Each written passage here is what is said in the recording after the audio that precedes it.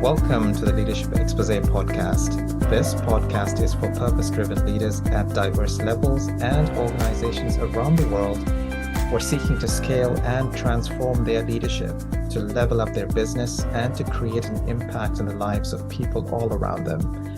Business and boardroom topics, trends, innovation, transformation, and the intersection with leadership is the focus. We enable success. I'm your host, Stephen Paul. In this edition, I'm delighted to host Tracy Monday, a global solutions executive at a global firm. Tracy holds multiple roles and is in the forefront of enabling entrepreneurs and tech innovators whilst bringing the topic of diversity front and center. We'll hear more about Tracy, her journey, and her areas of focus. Tracy, welcome. How are you doing today? Thank you for having me. Yeah, I'm doing good. The sun's shining. I'm a happy person today. For December, having had snow the last couple of weeks or week or so, having sunshine is a blessing, isn't it? We have literally gone from -5 to +13 in the space of 2 days. So it's quite bizarre weather we're having, but it is what it is. Yeah, wonderful. Tracy, just before we started the podcast, we're exchanging where we're based, or I think we did, but we're both based in the UK, but keen for you to maybe share where you're based in the UK for the benefit of our listeners. Yeah, I'm based in Staffordshire. So for those that don't know, I'm sort of equidistant from pretty much every coastal line anywhere in the country. So I'm smack bang centre in the middle of the United Kingdom. So I'm now just over an hour south of Manchester and an hour north of Birmingham. Excellent, Tracy. We're keen to hear about you. So tell us a little bit more about your journey, Tracy, your personal journey, your professional journey. You've navigated through several careers and the business domains. The intersections of that personal and professional journey. Tell us briefly about that. I think my journey, I'd like to say I set out at the beginning when I was 7 and decided I wanted to be this and I wanted to be in tech, but I didn't, in fairness. I'm the product of an army family. My father moved around a lot. I spent most of my early lives, in fact, until 21, I'd only lived in the UK about 2 years. So I had that diversity of people and cultures from a very early age. And I decided that I wanted to come back to the UK at the age of 21 to see what it was like to live in England, because I had no concept of really what it was like to grow up and live in England, even though I was English. And so I took a one-way ticket and £100 and a suitcase and flew into London. Would I do it now? Probably not, because it was a little bit on the stupid side, I would have thought, because I had no plans. My nearest relative was 450 miles away. But I decided that I wanted to live in London and I wanted to get a job, and I did. And in those days, it was people stood on the edge of the tube stations hanging out magazines with jobs that you could go and apply for. So I started out as in a marketing agency looking at marketing activities, and I just loved the whole concept of London and working in London. Got a job then in a tech company, again in marketing, and absolutely loved it. That company was Wang, and obviously it didn't survive, but it gave a lot of people a good grounding. And I then went to work with a Wang dealership, and they gave me a job saying, "Oh, we don't have any marketing, but we'll show you how to sell." And that's when I really fell in love with the industry, I think. Am I a real avid tech person? Not at all. In fact, I'm one of the least techie people you'll ever meet. And actually, most people I say, well, how can you be in this industry for 32 years and not be tech? Because it's very, very, very, very clever techie people that are tech. Mm-hmm. I'm not. I look at the relationships, the money, the problems, and I look at that, which is why sales suits me. And the ratio 2 ears to a mouth was for a reason. And I just love selling. And I've evolved over the time and the years in the different roles I've had. I set up a company with my husband some years back now to do media and marketing for small SMEs that couldn't afford the big expenses of the big guys, but had a great value and had innovation and can do innovation, could turn things around and could be quick and added some value, but didn't have the capability or the cost to bid on some of the big contracts and to do some of that. So that's why I set up a media company with my husband to help smaller businesses there. And at the same time, I got involved with the Tech Trailblazers, which is an awards program for startups, tech startups as well. And it was recognizing the different types of tech from all over the world and the benefits it have. So I love tech if it makes my life easier, if it brings benefit to somebody. I'm not into tech for the sake of tech because I don't think that adds value. And I think the speed at which tech changes, you're always learning. And that's why I love being in sales in technology, because you're always learning. There's always something new to learn. The day never stands still. Every day is definitely a learning day. And I've really enjoyed my time, and I've diversified into management and into operations, but my love and my one passion is obviously sales. So recently I moved back into a global sales role because this is where I want to be. This is what I enjoy doing. And I've also recognized at my age that actually you need to enjoy work to really do work well. And that's why I moved back into sales from management. Amazing.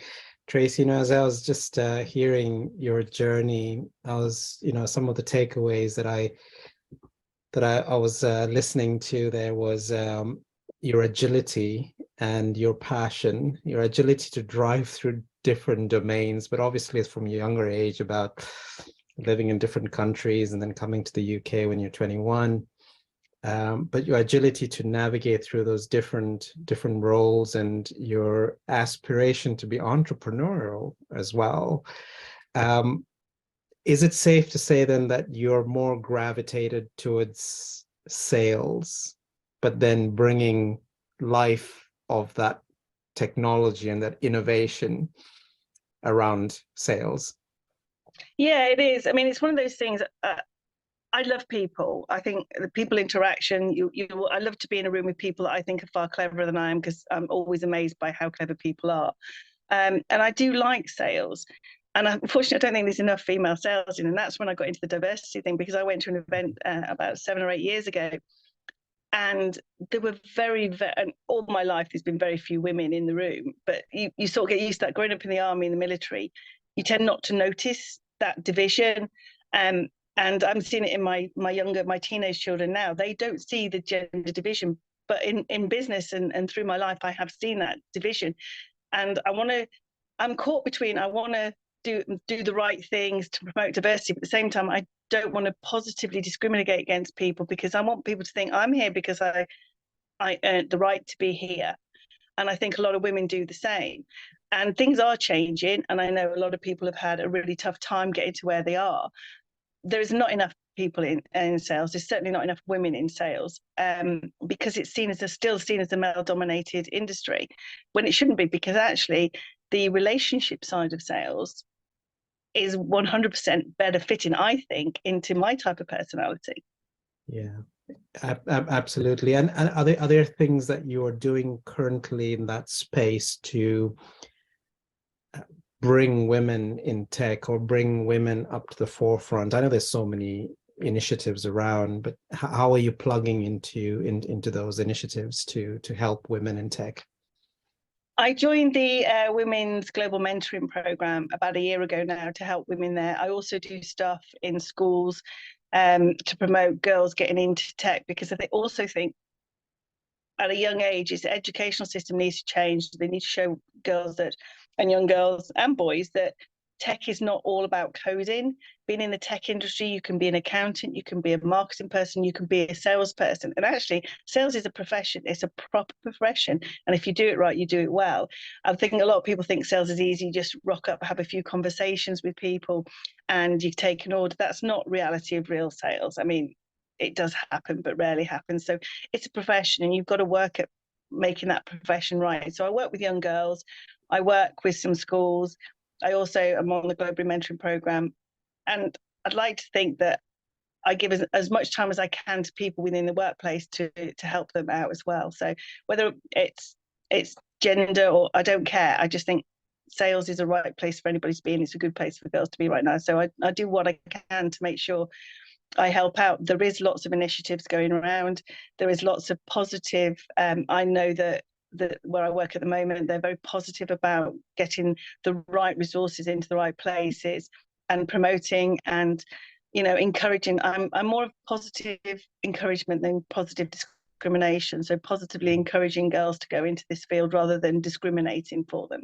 Yeah. No, that's very, very noble. And Tracy, you're a leader in your own right. Are there any stories or experiences that you can share that come to your mind, as a time when you're an entrepreneur, or even now as an entrepreneur, as a leader, that has resulted in a highly positive outcome? Yeah, I mean, a long time ago, I was in a meeting room and there was a lot of people around the table, and I was the only female because obviously there weren't that many sales people back then, and a gentleman came in and didn't know me, was from a client or a vendor side thing, and asked me if I was taking the minutes because I was the only girl in the room. The answer was no, I'm not. If you want to take minutes, take your own. And I think that really, that's when the penny dropped for me, that there is this automatic, maybe an unconscious bias by people based on the gender of somebody, that if you're the female in the room, you must be the secretary or the PA or the EA. Well, why would that be when I know people that are male who are far better EAs and chief of staffs than some of the women I've worked with. So it's that unconscious bias, I think, made me stop a little bit, I think, because I've never really stopped to think I can't do something. I've just done it. I've never really asked questions. I've never asked permission to do stuff. Obviously, don't break the law, but it's about going and just doing and having confidence to do stuff. And I think when you see that discrimination for yourself, you suddenly realize how it can knock people's self-confidence. Now it can, and it can, you can feel that there's a glass ceiling.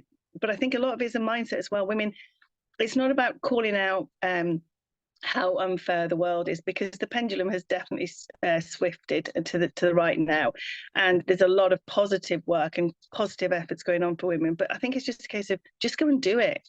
Just have confidence, and it's a confidence thing a lot of time. I think with women, it's have confidence that you can do this job and that you're the right person to. Don't wait till you're perfect, because nobody's ever perfect. I learn stuff every single day. I come up with people that I go, wow, how clever are they? You never get to the point that you're good enough or the best at it. So just go for it. Yeah, I'm hearing just take charge and go for it. Yeah.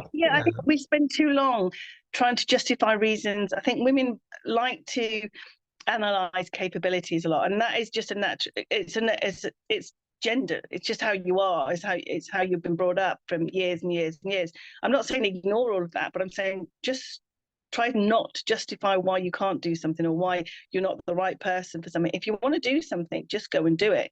And if you fail, you fail. Learn from what you failed on, and then start again and go again. Yeah, I mean, you learn far more for the things you get wrong than the things you get right anyway. So does it matter? Yeah, it's so interesting. I was actually in a panel discussion a couple of weeks ago, and I was speaking with this other individual panelist, Eleanor, and she was basically saying about excellence in the same way. We had taught at a young age to be excellent in everything that we do, but yet the world is moving so quickly. So just go ahead and execute, experiment, just go ahead and do it. Well, exactly. I mean, that's what tech innovation is. Yeah, that's exactly what tech is. Try something, it doesn't work, try something different. It doesn't work, try something different. And the speed in which we innovate now is accelerated beyond anybody's expectations. So why should we use this industry? It's endemic. It's part of its DNA to keep moving forward, to keep trialing, and to get something wrong and go again and get something wrong again. So as people in this industry, we should do exactly the same. Yeah, absolutely. Everybody fails in life, but actually, the more you go for it, the less you fail. Because if you have the confidence to go for it, you have the confidence to execute. Like to your point, let's just execute. Yeah, and the work that you're doing through that mentorship, I can only imagine how that's actually benefiting those individuals through these types of wisdom that you would be imparting. So well done on you, Tracy, on that. I think everybody has a duty to help everybody out, whatever their gender, whatever their background. And it's not just about gender, it's a whole diversity of people from backgrounds. Like I said, my teenage daughter doesn't see the divide between male and female, and her whole generation don't see in the way. I want to make sure that our generation doesn't put our prejudice on them, because we've moved the pendulum so far forward. Yes, the world is still not fair, but the world will never be fair. And don't allow it to make you a victim. Yeah, and I absolutely. think everybody needs to think in positive. You can be a victim or you can be successful. Yeah, absolutely. So, we are now, when we look at the economy, and when we look at our current situation, where we've come out of a hardcore pandemic, we're still kind of in that in and out a version of it. We are in the we're experiencing economic shocks. What's your experience, or what are you seeing as challenges in businesses, whether it's small, medium, or established businesses, that you feel are impacting business leaders, and how they're making certain types of decisions? I think that's quite an interesting one, because there are a number of things that I see at the moment going on in the market. There's obviously trying to do more for less. There is a big push now to be sustainable, but also be more competitive. So you've got the two sides of the coin here. Yes, sustainability is a great thing to do, and it does get you, but there's a cost associated deploying that to get that competitive edge as a result of sustainability. And I think it's getting the right people. People, for me, at the moment, is the biggest challenge, getting the right qualifications of people. And there's been a lot of push here in the UK about university and everything, but I'm very much more, I wish we'd do more apprenticeships. I wish we'd do more just taking people on with the right capabilities, because you can train anybody to do something, but they've got to have the right attitude. Yeah. And I think we need to think differently about the way we employ people. Because I think the benefit of employing people with the right attitude that was willing to learn. The people that first employed me, I had no understanding whatsoever of marketing or of sales, and I had no qualifications in those areas either. I later did my own qualifications because I wanted to at least say I had a bit of paper that said I could. But they took a chance on me, and I think we're now at a competitive place where you've got to start taking chances on people, because you don't break the cycle of the old ways of doing things if you don't bring people in that are completely different. Yeah, absolutely. It's true, and it's finding that balance as well, I think. So tell us, I mean, like, what are some of the important topics or trends, aside from some of the things that you've just mentioned here, that you feel impact, again, business leaders who make decisions, or boards, or executive teams, or even companies, or some areas that they need to focus on, aside from some of that people aspect?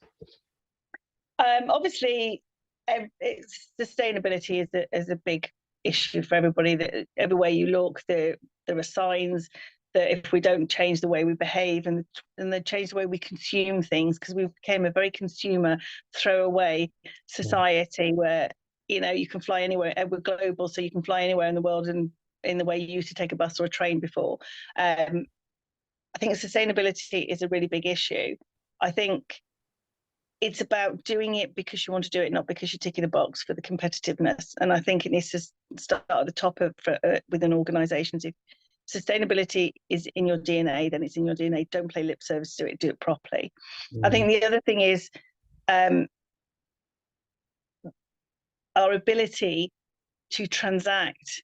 And at the moment, I see a lot of this inward looking now in terms of organizations. Let's look in because of all the challenges externally, and protectionism almost coming into the way we're doing business, which is completely at odds to the way that the last 10 years, 15 years have gone, is where we've more globalized, we've opened up markets, and now we're coming back down into. So I do think the challenge is getting the balance right between homegrown and then invested externally. And I think that is going to continue to challenge businesses for a number of years. You look at a lot of the startup communities are now looking at how they can work with the big organizations, but not lose their identity. Yeah. Because the big organizations can't innovate at the same speed. They have the funds, but they don't have the agility because of their own governance. Yeah. So I'm taking away a couple of things here. One, in terms of priorities for executives, whether it's in established companies or even with smaller companies, sustainability, one big item. The second item is talent or people, and focusing on people. Yeah. Yeah, I think so. Yeah. Everywhere I look, though, there is this, like I say, there's some amazing people that are really willing to help. But we're getting to an age, a lot of the old capabilities and the people that have been doing it for a long time, this sounds really old, are now nearing their end of life. And we want to encourage the young to come in and not to look at tech in as just games. Tech and everything it does is the stuff it does in healthcare, the wearables and all the stuff that's going on there, the forefront in making things better and making things more deliverable locally. I think, especially in healthcare, which I've seen a phenomenal change in attitude in the amount of innovation gone into healthcare in the last 3 to 5 years has been phenomenal. And I think that's going to continue. So it is about the right talent, and it is about empowering people to think they can just go and do something. Yeah, wonderful. Let's talk a little bit more about you, Tracy. What does a day in the life of Tracy look like, morning to evening, or Monday to Friday, or Monday to Sunday? Yeah, I think in tech, it's no such thing as a 9 to 5 anymore, and certainly sales has never been 9 to 5, because obviously you need to meet people and they've got day jobs to it. So I think as a mum of 3 kids, that's always been a challenge, to be able to balance doing my job and obviously still being a mum as well. A day, typically I get up anywhere between 5 and 5:30, and get stuff done, get everything prepped and stuff in the morning. Coming out of the pandemic is much better, because otherwise I spent my entire life on different video platforms, going from call to call to call to call, and where you would have just had a quick 10-minute chat at the coffee machine, it now becomes a half an hour formal meeting with somebody. So I think now that we're getting back into the office, I like that office interaction. I think that's good. I think the younger generation would like that as well. So I spend a lot of my time on phones and on video conferences, but I'm now getting out and about more to see people and start to interact with people in their working environments, which I think is really good. I travel, obviously living in the Midlands where I do. I have to travel wherever I go, because either London or abroad, so it doesn't matter. So there is a degree of travel, but I get to meet a lot of really good people, and that's the best thing about this job. I think you get to meet some really amazing people. Amazing.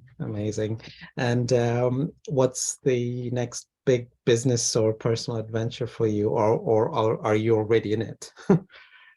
I think I'm in it now. Well, I'm in this one for now. I think we're obviously going to continue working on the media company with my husband for the small companies, because I think we're going back to where everybody moved to big cities for industrialization. We're more going back to little local village industries where people can work from home, and tech has enabled that as well. So we're going to do some more. We're going to evolve what we're doing there, but I'm getting more and more involved with some of the tech communities, and I want to continue working with the women in tech, and the women mentoring program, because I think that's really, really important to give back something. Because I've been fortunate in my time. I've had people that I've looked up to who've been really good and have mentored me just because that's who they are, and so I want to give a little bit back to that. So it's a little bit more of the same, but new still, because it'll be new people, it'll be new technologies, it'll be new companies that we'll be looking at. So just doing what I love doing, really. And I know that I'm very lucky to be able to say that I do a job that I actually love to do. Excellent. Tracy, we're coming to a close very shortly here. Any closing messages or a challenge to other leaders, people, or any even secrets that you'd like to share with us, that makes you successful, that you'd like to share here? Couple of things really. If you're a sales leader, employ more women, encourage more women to go into sales, because they're quite feisty, and the dynamic that comes into a team when there's a woman in it is very much different than an all-male dynamic. It's actually more competitive, because women are really, really competitive. You think men are competitive, you want to get a room full of women. We're just as competitive. So I think that is something that I share, but also from women in any industry, but particularly in our industry. Don't let the world make you a victim. If you want to do something, just go and do it. Don't ask for permission, obviously within the boundaries of your role and your what you're supposed to be doing, but just do it. Have the confidence to go and do something, to create and forge your own direction of travel. Excellent, Tracy. Thank you so much for your insights, for that challenge, and words of wisdom as well. And thanks very much for making the time today. No, thanks for having me. It's been lovely. Wonderful. Okay, folks, thanks so much for listening in, and stay tuned for our next episode on a podcast with a leader who specializes in digital innovation with open banking. Stay tuned. Until next time. Hey, I hope you enjoy the podcast. Don't forget to subscribe to the channel. You're now seeing this part of the video also because you consume some of my content, insights, and teachings. Maybe you've been to my LinkedIn page or website or seen other social media ads or listened to my podcast. I'm Stephen Paul, a business and transformational executive coach, strategic advisor, leader, and board member. I've been in diverse roles, corporate executive, entrepreneur, and worked with businesses and firms of all sizes, built and launched businesses, created high-impact boards, and so forth in 4 continents. I get it. I've been there, done that. But what is different is I bring a unique perspective and a playbook. I've helped 100+ business leaders just like you to scale and align their leadership top teams, the board, and overall business for growth. Leaders like Ivana from medium-sized company in the EU who grew 150% and expanded globally in under 5 months. After she started to work with me over facilitated sessions in an initial 3 days, I helped fine-tune their strategy and align their leadership team and board to be a cohesive driving force to achieve their dreams and outcomes. I want to teach you the same thing and more on how to scale and align your leadership team and board so you can increase your business growth and value. Get clarity on what is the next right strategy for you.